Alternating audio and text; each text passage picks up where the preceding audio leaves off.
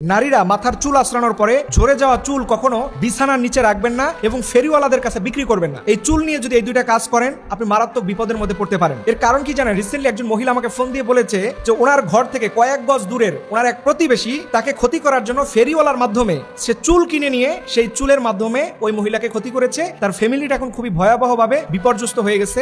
হুজুর, আপনি আমার জন্য কিছু করতে পারবেন কিনা? দেখেন, এই সূক্ষ্ম জিনিসটা আপনি কি কখনো চিন্তা করেছেন যে আপনার প্রতিবেশী আপনাকে ক্ষতি করার জন্য ফেরিওয়ালার মাধ্যমে চুল কিনে নিয়ে সে আপনাকে ক্ষতি করবে? দেখবেন এখন অনেক নারীরা চুলের দাম ৩,০০০-৪,০০০ টাকা কেজি, এই লোভে পড়ে সে চুল বিক্রি করে দেয়। মনে রাখবেন, ইসলামী ফিকহ শরিয়াত অনুযায়ী কোনো মানুষের অঙ্গ প্রত্যঙ্গের কোনো কিছু বিক্রি করা যায় না। আর নারীদের চুলটাও একটা পর্দা। মনে করবে না যে আপনার চুল দেখলে গুনাহ হবে না।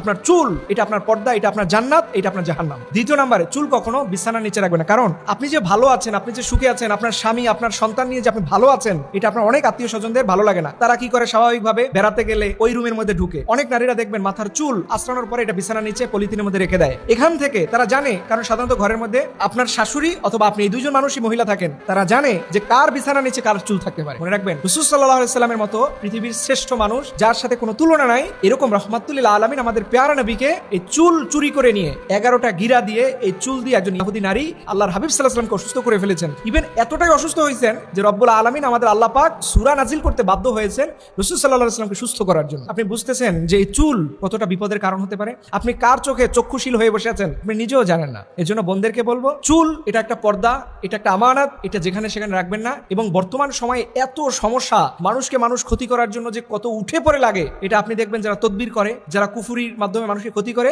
এদের বাড়ির সামনে দেখবেন মানুষ এখন লাইনের পর লাইন। এটা বাস্তবতার আলোকে বললাম। এর জন্য বেশি পরিমাণে আয়াতুল কুরসি পড়বেন, শেষে সূরা ইখলাস, নাস, ফালাক পড়বেন, এটা দিয়ে গায়ের মধ্যে ঝাড়ফুঁক দিবেন এবং আল্লাহ রাব্বুল আলামিনের বিশেষ মেহেরবানিতে আপনি সুস্থ থাকবেন। আল্লাহ পাক আমাদের সবাইকে এই ধরনের জাদুর কুফরি থেকে আল্লাহ আমাদের হেফাজত করে। সকলে আমিন।